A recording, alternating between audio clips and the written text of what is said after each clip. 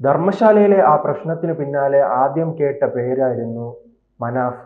മനാഫ് മാത്രമല്ല, ചില കേരളത്തിലെ മാധ്യമങ്ങളും വലിയ പ്രാധാന്യം നൽകി. ഇപ്പോൾ അവസാനം എല്ലാം നനഞ്ഞ പടക്കം പോലെ അവസാനിച്ചിരിക്കുകയാണല്ലോ. അതെ, ഈ വെള്ളത്തിൽ വരച്ച വര എന്നൊക്കെ പറയുന്നത് പോലെ ആയിപ്പോയി ഈ ആരോപണങ്ങളെല്ലാം. ധർമ്മസ്ഥലയിൽ നൂറിലധികം സ്ത്രീകളുടെ മൃതദേഹങ്ങൾ താൻ കുഴിച്ചിട്ടെന്നും ഇവരെല്ലാം മാനഭംഗത്തിനൊക്കെ ഇരയായി കൊല്ലപ്പെട്ടവരാണെന്നും ഒക്കെയുള്ള വെളിപ്പെടുത്തലാണ്.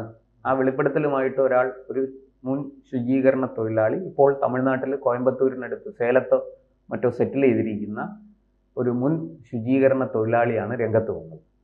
ആ പരാതിയുടെ അടിസ്ഥാനത്തിൽ അയാൾ പരാതി പറയുകയാണ്, എന്നെക്കൊണ്ട് കുഴിച്ചിടിക്കുകയായിരുന്നു അവിടെ ചില ആൾക്കാർ എന്ന് പറഞ്ഞ് അതിന് മതപരമായ ചില പശ്ചാത്തലങ്ങൾ കൂടെ അതിന് ഒരുക്കി. അങ്ങനെ വന്ന പരാതിയുടെ അടിസ്ഥാനത്തിലാണ് ഈ ധർമ്മസ്ഥലയിൽ പരാതിക്കാരൻ പറഞ്ഞ സ്ഥലങ്ങളെല്ലാം കുഴിച്ചു നോക്കാൻ തീരുമാനിച്ചത്. അതിനുവേണ്ടി SIT സ്പെഷ്യൽ ഇൻവെസ്റ്റിഗേഷൻ ടീമിനെ കർണാടക സർക്കാർ രൂപീകരിച്ചു. അവിടെ BJPയുടെ രാജ്യസഭാ MP വീരേന്ദ്ര ഹെഗ്ഡെയുമായി ബന്ധപ്പെട്ടാണ് ഈ ആരോപണങ്ങൾ ഉയർന്നത്. അദ്ദേഹത്തിന് എതിരെയും ഒക്കെ ആക്ഷേപങ്ങൾ ഉയർന്നു.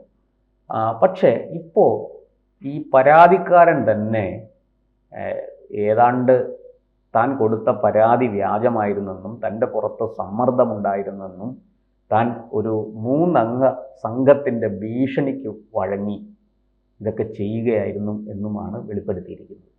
നമുക്കറിയാം ഈ സംഭവം ഉണ്ടായി, പരാതി വന്ന ഉടനെ തന്നെ സ്ഥലത്തെ ലക്ഷ്യമിട്ടത് അതിന് ധർമ്മസ്ഥലയിലെ അവിടെ ഒരു ക്ഷേത്രമുണ്ട്. ആ ക്ഷേത്രത്തെ തകർക്കാനുള്ള നീക്കം എന്നാണ് BJP ആരോപിക്കുന്നത്. നമുക്ക് അതിലേക്ക് വരാം. പക്ഷെ അതിനകത്തൊരു എന്തൊക്കെയോ ദുരൂഹതകളുണ്ട് എന്നുള്ള കാര്യം സത്യമാണ് ആ പരാതിയെ സംബന്ധിച്ച്.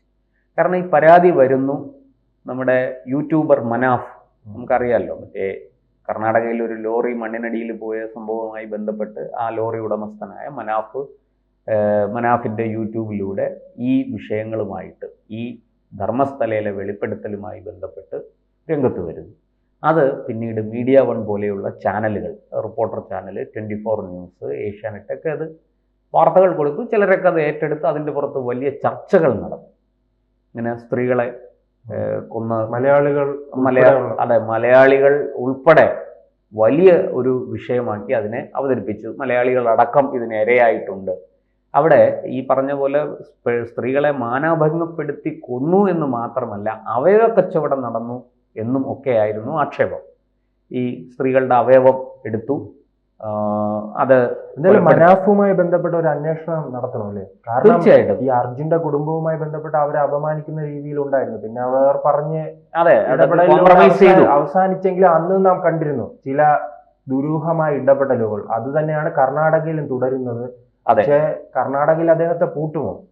അത് ഇപ്പോൾ ഈ വിഷയത്തിൽ അവിടുത്തെ ഉപമുഖ്യമന്ത്രി DK ശിവകുമാർ ശക്തമായിട്ട് രംഗത്ത് വന്നിട്ടുണ്ട്. അദ്ദേഹം പറയുന്നു, ഇത് ധർമ്മസ്ഥലയിലെ ക്ഷേത്രത്തെ തകർക്കാൻ വേണ്ടുന്ന നീക്കമാണ്, ഇതിൻ്റെ പുറകിൽ വലിയ ഒരു ഛിദ്രശക്തികൾ തന്നെ ഉണ്ട് എന്നാണ് അദ്ദേഹം പറയുന്നത്.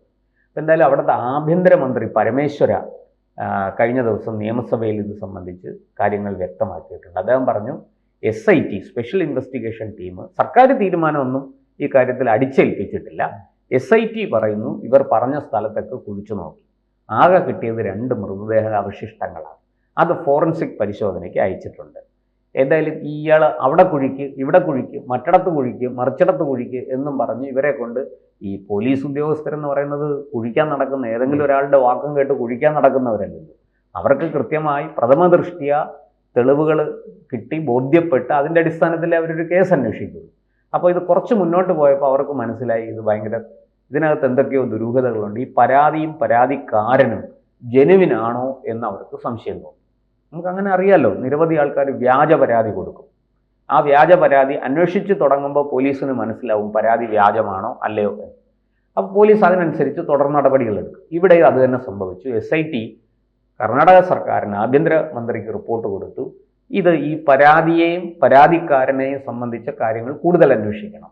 അതുകൊണ്ട് തൽക്കാലം ഈ കുഴിപ്പ് നമുക്ക് നിർത്തിവെക്കാം. JCB ഉപയോഗിച്ചാണ് കുഴിക്കുന്നത്. ആ കുഴിക്കൽ നിർത്തിവെച്ചിട്ട് പരാതിയുടെ പുറകെ നമുക്ക് കുറച്ച് പോകേണ്ടിയിരിക്കുന്നു അപ്പോൾ ഈ ആഭ്യന്തരമന്ത്രി അല്ലല്ലോ നേരിട്ട് പോയി അന്വേഷിക്കുന്നത്. അവർ കൊടുക്കുന്ന റിപ്പോർട്ടിൽ യുക്തിസഹമായി കാര്യങ്ങൾ പറഞ്ഞിരിക്കുന്നത് കൊണ്ട് അതിൻ്റെ പുറകിലൊരു ലോജിക്കുണ്ട്, അതിനകത്ത് റീസണിങ് ഉണ്ട്. അതിൻ്റെ അടിസ്ഥാനത്തിൽ SITയോട് നിങ്ങളുടെ നിഗമനങ്ങൾക്കനുസരിച്ച് മുന്നോട്ട് പോകാൻ നിർദ്ദേശം കൊടുത്തു. അത് അദ്ദേഹം നിയമസഭയിൽ വെളിപ്പെടുത്തുകയും ചെയ്തു. ഇതിനകത്ത് മറ്റൊന്നും ചെയ്യാൻ ഇപ്പോൾ ഇല്ല. ഇവർ പറഞ്ഞ സ്ഥലത്തൊക്കെ കുഴിച്ചു നോക്കി. ഈ പറഞ്ഞ 100-ലധികം സ്ത്രീകളുടെ മൃതദേഹങ്ങൾ പോയിട്ട്, മൃതദേഹാവശിഷ്ടങ്ങൾ പോയിട്ട്, എന്തായാലും അത് മണ്ണിനടിയിൽ കിടക്കും, അത് പോയിട്ട് ബാക്കി കത്തിച്ചു കളഞ്ഞു എന്നല്ല പറഞ്ഞത്, കുഴിച്ചിട്ടു എന്നാണ് പറഞ്ഞത്. അത് പോയിട്ട് ബാക്കി ഈ പറഞ്ഞ പോലെ 2 സ്ത്രീകളുടെ മൃതദേഹാവശിഷ്ടങ്ങളാണ് അവിടുന്ന്, 2 സ്ത്രീകളുടെ എന്നും പറയുന്നില്ല, 2 മൃതദേഹാവശിഷ്ടങ്ങളാണ് അവിടുന്ന് കിട്ടിയത്. അത് രാസപരിശോധനയ്ക്ക് അയച്ചിരിക്കുന്നു. അതിൻ്റെ റിസൾട്ട് വരട്ടെ. വന്നതിന് ശേഷം SITക്ക് അത് ബോധ്യപ്പെട്ടാൽ, ഈ പറഞ്ഞ പോലെ ഈ പരാതിക്കാരൻ ഉന്നയിച്ച കാര്യങ്ങളുമായിട്ട് ചേർന്ന് വരുന്നതാണ് രാസപരിശോധനാ ഫലമെങ്കിൽ കേസ് അന്വേഷണമായിട്ട് മുന്നോട്ട് പോകും. അല്ലെങ്കിൽ അവരിപ്പോൾ നിലവിൽ ഈ പരാതിക്കാരനെക്കുറിച്ചും പരാതിയെക്കുറിച്ചും അന്വേഷിക്കുന്നുണ്ട്. അതിനിടയ്ക്ക് ചില വാർത്തകൾ പുറത്തു വരുന്നുണ്ട്. ചില പത്രങ്ങളും ചാനലുകളും ഒക്കെ റിപ്പോർട്ട് ചെയ്യുന്നു, ഈ പരാതിക്കാരൻ തന്നെ മലക്കം മറിഞ്ഞു, ഞാൻ 3-അംഗ സംഘത്തിൻ്റെ സമ്മർദ്ദത്തെ തുടർന്നും ഭീഷണിയെ തുടർന്നുമാണ് ഈ കാര്യങ്ങളൊക്കെ ചെയ്തത്, അല്ലാതെ എനിക്കിതിനകത്ത് മറ്റു പങ്കൊന്നുമില്ല, ഞാൻ നിരപരാധിയാണ്, എന്നെ വലിയ സമ്മർദ്ദത്തിന് വിധേയനാക്കി എന്നൊക്കെ പറഞ്ഞ് രംഗത്ത് വന്നതായിട്ട്, അല്ലെങ്കിൽ അങ്ങനെയൊക്കെ പോലീസിന് മൊഴി കൊടുത്തതായിട്ട് ചില മാധ്യമങ്ങളെങ്കിലും റിപ്പോർട്ട് ചെയ്യുന്നുണ്ട്. എന്തായാലും നമുക്ക് വളരെ താമസമില്ലാതെ കൂടുതൽ വിവരങ്ങൾ. ഇതിലുള്ള ഏറ്റവും വലിയ സംശയം, കേരളത്തിലെ മാധ്യമങ്ങൾ വാർത്ത നൽകുന്ന മുമ്പ് തന്നെ അവിടെ മനാഫ് ഓടിയെത്തുകയാണ്. അതെ, അത് നമുക്കറിയാമല്ലോ ഇതൊക്കെ എങ്ങനെയാണ് പോകുന്നത്. ഒരു സംഭവം വളരെ കൃത്യമായിട്ട് സെൻസേഷണൽ ആക്കാൻ വേണ്ടിയിട്ട് നടത്തിയ ഒരു ആസൂത്രിതമായ ശ്രമം അതിൻ്റെ പുറകിലുണ്ട്. പ്രത്യേകിച്ച് കുറച്ച് മതവും കൂടെ കലർത്തുമ്പോൾ നമ്മുടെ രാജ്യത്ത് എന്തും പെട്ടെന്ന് കത്തും. ഈ മതം നല്ലൊരു ഇന്ധനമാണ്. ഇതൊരു ക്രൈം നടന്നിട്ടുണ്ടെങ്കിൽ തീർച്ചയായിട്ടും അത് അന്വേഷിക്കണം, അതിലെ കുറ്റവാളികളെ കണ്ടെത്തണം. അതിനുള്ള സംവിധാനം നമ്മുടെ രാജ്യത്തുണ്ട്. പോലീസ് വെറുതെ ബെൽറ്റും മുറുക്കി തൊപ്പിയും ലാത്തിയും ഒക്കെ ആയിട്ട് തെക്ക് വടക്ക് നടക്കുകയല്ല.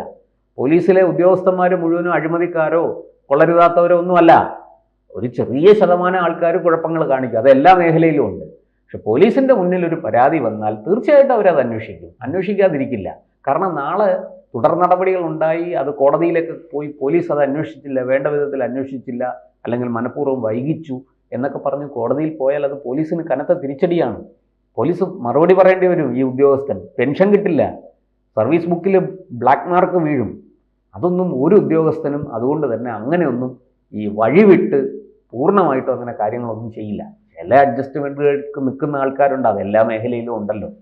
ഇവിടെ ഇപ്പോൾ വളരെ കൃത്യമായിട്ട് കർണാടക ആഭ്യന്തരമന്ത്രി ഔദ്യോഗികമായിട്ട് വെളിപ്പെടുത്തിയിരിക്കുകയാണ്, SITയുടെ നിഗമനങ്ങൾ ഇതൊക്കെയാണ്, ഇന്ന കാര്യങ്ങളാണ്, അവരതിനനുസരിച്ച് മുന്നോട്ട് പോകുന്നു.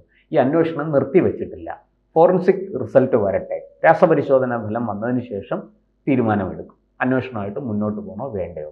അവിടുത്തെ ഉപമുഖ്യമന്ത്രി പറയുന്നു, അവരാരും തുടക്കത്തിൽ ഈ പരാതിയെയോ പരാതിക്കാരനെയോ അവിശ്വസിച്ചിട്ടില്ല. അവരെല്ലാവരും ഇതിൻ്റെ ഈ പശ്ചാത്തലം മനസ്സിലാക്കി ആ പരാതിയിൽ കഴമ്പുണ്ട് എന്ന് തന്നെ വിശ്വസിച്ചുകൊണ്ട് മുന്നോട്ട് പോവുകയായിരുന്നു. പക്ഷെ പോകെ അദ്ദേഹത്തിന് മനസ്സിലായി ഇത് തട്ടിപ്പാണ്, ഇത് വ്യാജമാണ് എന്ന് മനസ്സിലായി. അദ്ദേഹം ഉടനെ തന്നെ വളരെ കൃത്യമായിട്ട് പറഞ്ഞു, ഇത് ഇങ്ങനെയൊക്കെയാണ്, ഇതിനെ സംശയിക്കേണ്ടിയിരിക്കുന്നു. എന്തായാലും സർക്കാർ മുന്നോട്ട് പോകുന്നുണ്ട്, ആഭ്യന്തരമന്ത്രി ഇതിനെ സംബന്ധിച്ച് കൂടുതൽ കാര്യങ്ങൾ വെളിപ്പെടുത്തും. ഇപ്പോൾ ഇത് ആഭ്യന്തരമന്ത്രിയും പറഞ്ഞിരിക്കുന്നു, ഇങ്ങനെയാണ്, രാസപരിശോധന ഫലം വന്നതിന് ശേഷം മാത്രമേ ഇനി മുന്നോട്ട് പോകാൻ പറ്റൂ. ഈ പരാതിക്കാരനെ വിശ്വസിച്ചുകൊണ്ട്, അത് മാത്രം വിശ്വസിച്ചുകൊണ്ട് ഇനി മുന്നോട്ട് പോകാൻ സാധിക്കില്ല. അയാളെ വിശ്വസിച്ചുകൊണ്ട് പോയി, അയാൾ പറഞ്ഞ സ്ഥലം എല്ലാം കുഴിച്ചു നോക്കി, ഒന്നും കിട്ടിയില്ല. കിട്ടിയത് 2 അവശിഷ്ടങ്ങൾ കിട്ടി. അതിൻ്റെ ഫലം വരട്ടെ. ഇതാണിപ്പോൾ അവിടുത്തെ അവസ്ഥ.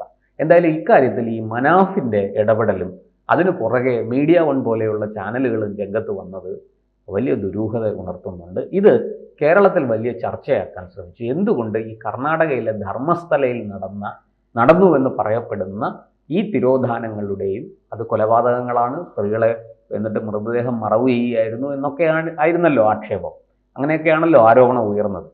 അത് എന്തുകൊണ്ട് കേരളത്തിൽ വലിയ രീതിയിൽ ഈ ചർച്ച ചെയ്യാൻ ശ്രമിച്ചു? ഒരു പക്ഷേ കേരളത്തിൽ നടന്ന മറ്റെന്തെങ്കിലും കാര്യങ്ങൾ മറച്ചു വയ്ക്കാൻ വേണ്ടി കർണാടകയിലെ ഒരു വിഷയം കുത്തിപ്പൊക്കി കൊണ്ടുവന്ന് വ്യാജമായിട്ട് പരാതി ഉണ്ടാക്കിയതാണോ? ആരോപണങ്ങൾ ഉന്നയിച്ചതാണോ, അതിന് മാധ്യമങ്ങളിലൂടെ പ്രചാരം കൊടുത്തതാണോ, ഇങ്ങനെയൊക്കെ സംശയിക്കാം. അതിനൊക്കെയുള്ള അടിസ്ഥാനം ഇതിനകത്ത് കിടപ്പുണ്ട്.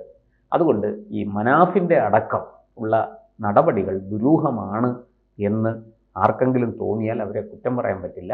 പോലീസ് അന്വേഷണം കാര്യക്ഷമമായിട്ട് മുന്നോട്ട് പോകട്ടെ. ഈ പറഞ്ഞതുപോലെ മനാഫ് ഇതിനകത്ത് എന്തെങ്കിലും കൃത്രിമം കാണിക്കാൻ ശ്രമിച്ചിട്ടുണ്ടെങ്കിൽ അത് പോലീസ് കണ്ടെത്തിയാൽ അത് വലിയ കുരുക്കായി മാറും. അത് തീർച്ചയാണ്. പൊതുവേ ഈ യൂട്യൂബർമാർ, അതുപോലെ ഈ വ്ളോഗർമാർ, ഇവരൊക്കെ ചെയ്യുന്നത് ഏതെങ്കിലും ഒരു ചെറിയ കാര്യം കിട്ടിയാൽ അതിനെ തങ്ങൾക്ക് റീച്ച് കൂട്ടാൻ വേണ്ടിയിട്ട് വലിയ രീതിയിൽ അതിനെ സെൻസേഷണൽ ആക്കും, വിവാദമാക്കും.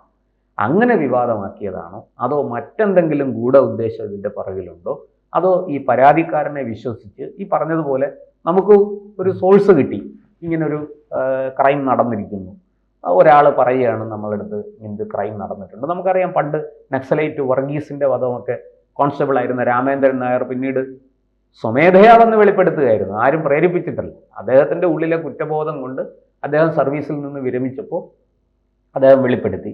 അത് പിന്നെ പുനരന്വേഷണം നടന്നു.